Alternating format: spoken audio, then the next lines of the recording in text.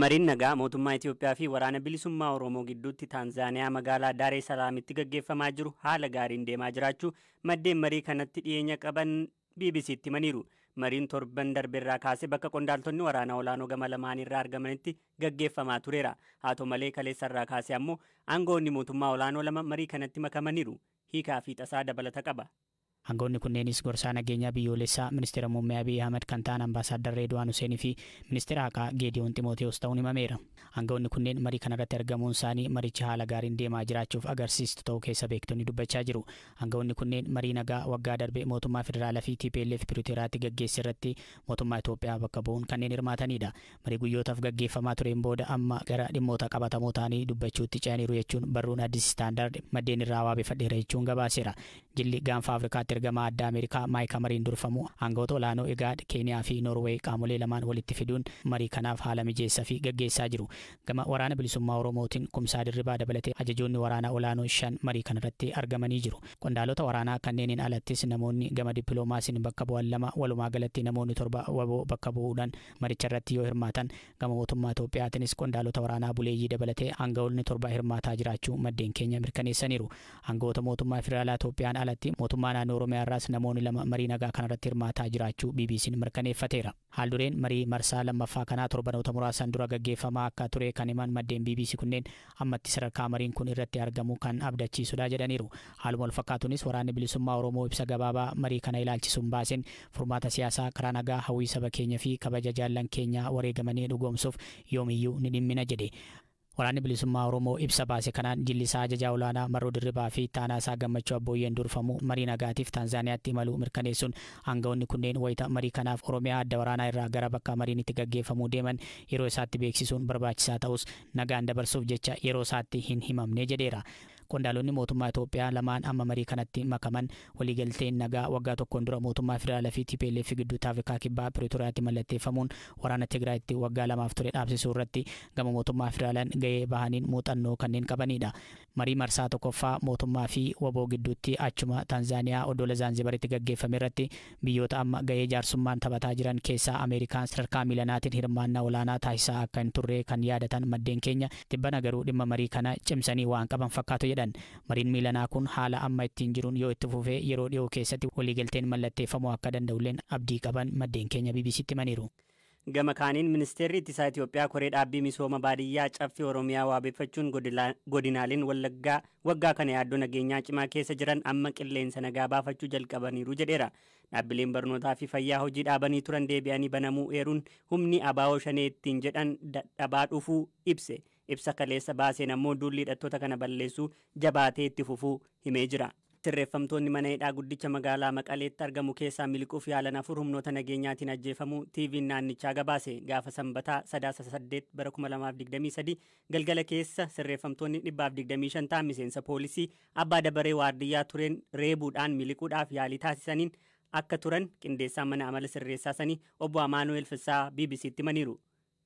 بعلت حدا 13 عام تمرت Sadaasa gaafa tokko 2016 kan lakkoofsa Itoophiyaatti naannoo sa'aatii 11 walakkaatti eegdonni shiiftii guyyaa naannicha eegaa oolan darabee halkaniitii fi dabarsuudhaaf hidhamtoota bakka oolanii lakkaa'uun iddoo boqonnaa isaaniitti galchuu waan qabaniif hojjettoonni keenya 14 hanga 20 ta'an seenanii yeroo lakkaa'anitti hanga ammaatti sababa nuti hin beekneen namoonni ergamni itti kenname jara qabachuudhaan dhagaadhaa fi meeshaalee biroo qopheeffataniin miseensota keenya irratti miidhaa geessisuun dallaa mana hidhaa cabsuudhaan sirreeffamtoonni 125 ta'an dallaa mana hidhaa keessaa ba'uu danda'aniiru. Sirrii akka isaan hin taane itti himuun akka tasgabbaa'aniif akeekkachiisni gaafa kennamuuf akeekkachiisa fudhachuu diduun miliquuf yaalaniiru. Dhuma irratti tarkaanfii fudhachuun sirreeffamtoota 112 to'annoo jala oolchineera. 9 isaanii ammoo miidhaan salphaan irra gahee yaalamaa jiru. Kanneen biroo 4 tarkaanfii yeroo sana fudhatameen du'aniiru. Kan miliqee hin jiru. Amma haalli nagaa ta'e uumamee jira. Kaleessa meeshaalee itti fayyadamanii fi wayyaa isaanii gubuu eegalanii turan. Har'a waaree booda dhagaa fi meeshaalee kanaaf qopheessanii turan hunda akka qulqulleessan gooneera. Namootni manneen hidhaa kana keessa turan kan murteen seeraa itti kennamee fi kanneen himatni irratti hundaa'ee murtee argachuuf eeggataa jiran ta'us obbo Amaanuel dubbataniiru. Chaan saamicha nama hadoochuun gaggeeffamu magaalaa Jimmaa keessatti hammaachaa dhufuun dhaga'ame. Torbee tokko dura namoonni 2 dubartii tokko hadoochuun maallaqaa fi qabeenya biroo birrii 61,000tti tilmaamamu saamuun shakkaman magaalaa Jimmaa keessatti to'atamu isaanii ragaan poolisii magaalaa Jimmaa irraa arganne ni mul'isa. Qajeelcha poolisii magaalaa Jimmaatti itti gaafatamaa kutaa koominikeeshinii fi miidiyaa akka ta'an itti aanaa koomaandar Gazzaaheny Awugaachoo BBC'tti akka himanitti magaalattii keessatti gochaan kun irra deddeebiin kan mudatu kanneen itti murtaa'ee fi to'annoo seeraa jala jiran illee jiraachuu himan. Waayilakoo Habtaamuu Xibabuutu dubbise. Waggaa darbee baatii saglaffaa irratti namoota sadii baajaajiidhaan fayyadamanii baajaajii keessa galchuudhaan haadholchuudhaan fudhachuu jalqabameera kan jedhudha jennee hordoffii taasisnee nama sadii qabnee turre. Egaa hunda qulqulleessineen booda manni murtii olaanaa godina Jimmaa namoota sadan kana keessatti waggaa afurii hanga waggaa lamatti nama sadii irratti nu murteesseera.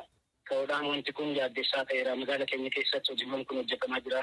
Torban darbee kana keessatti intala tokko bira deemanii dhaluuchuudhaan birriis 37,500 eega baaftee kenniteen booda warqii ishee baaftee kennitee fi moobaayilii ishee baaftee kennitee fi eega sana booteen booda ammas nuun ga'u jechuudhaan ammas Abisiiniyaa baankiirraa deemtee birrii baastee kennuudhaaf utuu deemaa jirtu konkolaachisaa baajaajiin tiraafikii tokkoof odeeffannoo kenne.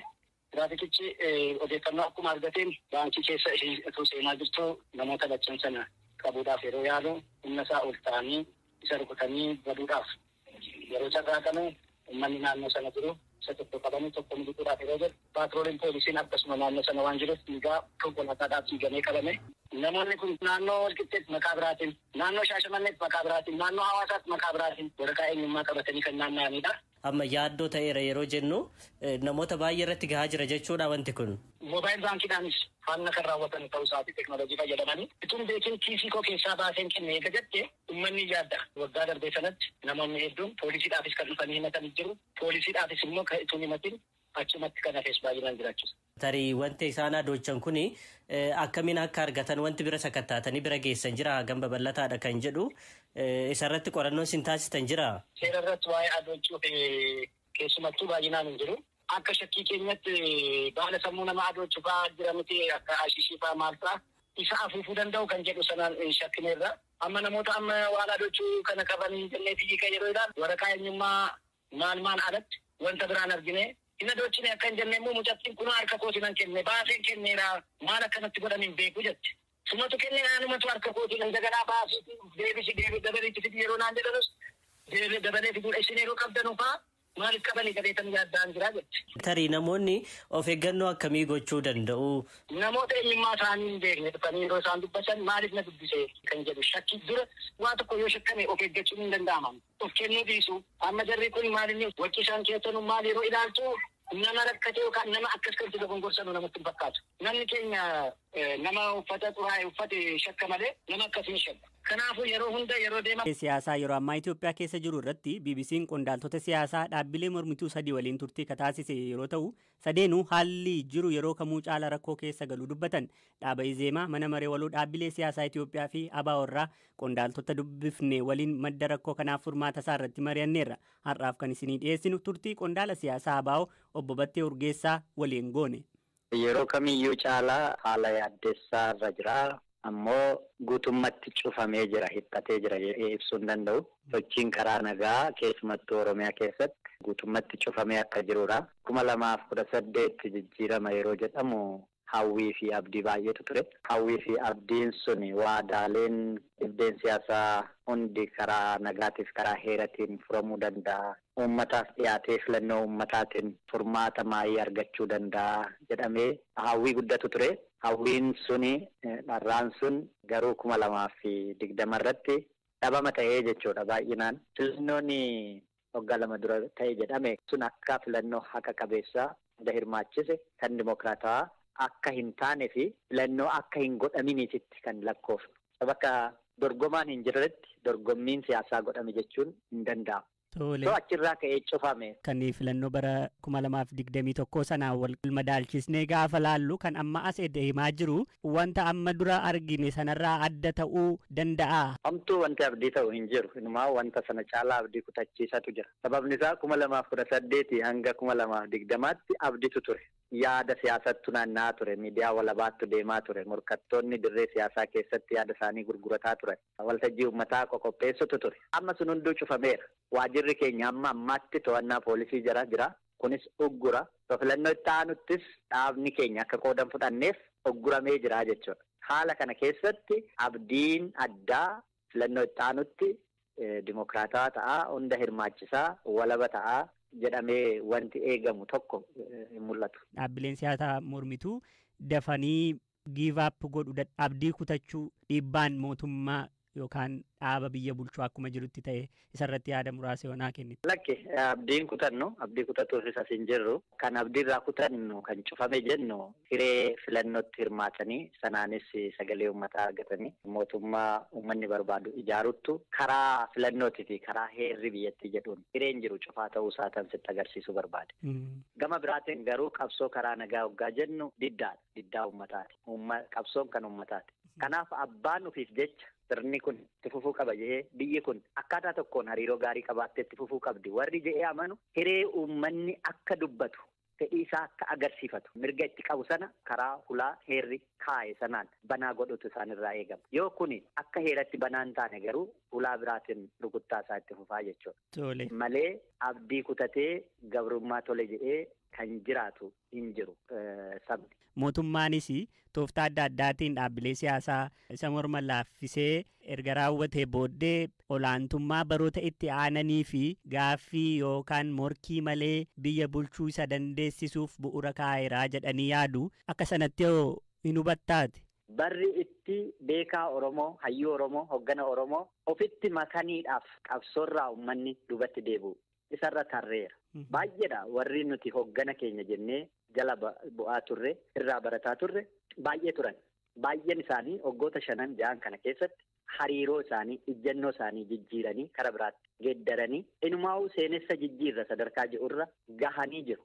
Isa laalee Oromoon qabsoo isaan dhaamne. Qabsoo kana tolchaa harka isaanii godhanii warri herreegan jiru. Gaafa isaan ciisan kan ciisu, gaafa isaan si'aa'an kan si'aa'u. Akkas miti. Mootummaan hulaa karaa nagaatii fi karaa seerawaa heerawaa banaa gochuu danda'u qaba. Mormitoota amma ukkaamsee irra taa'ee jiru wajjin haasa'ee filannoo itti aanuuf akkaataa ta'u haala tokko naan jessu taanaan rakkoo hamatu nu eeggata of duratti malee bashannanee sagalee mormituu hundaa ukkaamsa